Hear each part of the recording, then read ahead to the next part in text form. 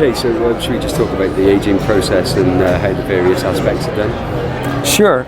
So the one thing that we wanted is we wanted to make sure that we were really replicating something that didn't just look old, that actually felt old.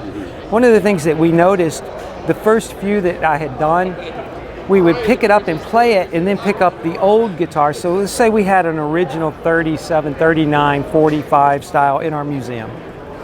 Pick it up and play it, and then we would go to the new one that we had just aged, and it would still feel different. We were like, why does it feel different? So we decided to blindfold ourselves. We said, okay, now tell me what you feel. And as you started to feel the guitar, there's certain nuances that you notice that maybe you can't see. How the binding really rounds over at the top of the fingerboard. And the way the frets, the ends of the frets get really rounded and smooth. That's not something that you would feel on any new guitar anywhere. It's just something that happens as time goes by. Around these edges here, this binding, as people do this, it really gets rounded over.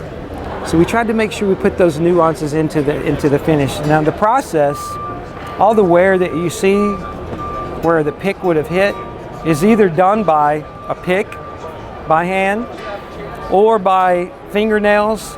And I have a tool that looks like a fake finger. It's really fake nails that I put on a stick, and I can wear the edge of the bridge, because a lot of guys play and they'll play like this and they'll start to wear the edge of the bridge. Same thing here. Rings start to wear this area and this area. And so literally by taking the hand and doing that, you will start to wear those areas.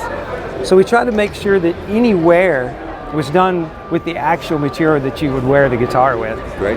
And I said, this is the guitar I want everyone to touch during the show, because it'll only get better, right? Yeah. That's the whole idea. Yeah, and it's probably the one that everybody's most scared to. I know. No. It's $65,000. Yeah. The bigger the belt buckle, the better. That's right. That is right. That's so right. When it comes to the little bits of exposed wood as well, where you've kind of got the grey effect which you get from oxidization, how do you guys do that? Can you tell us? I'll give you some hints. Look, there's really no big secrets, but some of the hobby industry. Imagine a model railroad hobby guy that's making model railroads, and you see this rail car that has an old, rusty-looking rail car, but it's a plastic model, but it looks real. They make paints, they make powders, dyes that are made to go and age a product to make it look really old. So we will use some of that product. We also have a secret brew of sweat that we've made ourselves. And I won't tell you what that is, but anyone could figure that out. So we try to make sure that when we crack the lacquer, and I don't know if the camera picks up all the cracking, but to get dirt and sweat down in the cracks. Some of our guitars, we have a lot of dirt in the cracks. Some have very little, like this one doesn't have as much as maybe the 37 D-45. That's because we want them to vary a little. We don't want them all to be the same. So every one of these will be different. So for the check-in, do you use, is it like razor cuts, or do you use temperature or compressed air? Or We do. We basically use liquid oxygen for the most part. It's a refrigerant that if you spray it out, a can of compressed air, like for your keyboard, to clean your keyboard, if you turn that upside down and spray it, it comes out a liquid. The liquid will hit the lacquer. And because this is real lacquer and it's really thin, it hits the lacquer. The wood tries to shrink up faster than the lacquer will, and it'll crack it. And so that's how we crack it. And the timbers are kind of torrefied, so you get that kind of lightness and resonance from that mainly? We wanted to make sure that the guitar felt like an old guitar, that it looked like an old guitar, and we wanted to sound like an old guitar right out of the case. So to get it to sound old, the first thing is cracking. Now you wouldn't imagine the cracking would make it sound better, but it does. We did a guitar like this 18.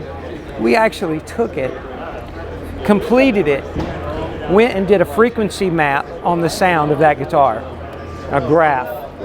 Then I went and aged it and cracked it and went back and remapped it.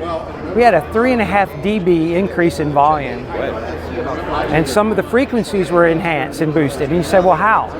Because really, vibrates lacquer it. acts like a blanket, and if you can crack it, it loosens up the top. And that's just some of the mojo that goes with why an old guitar sounds better. Yeah. Then the torrefied top and the torrefied bracing on these actually really dries the wood out.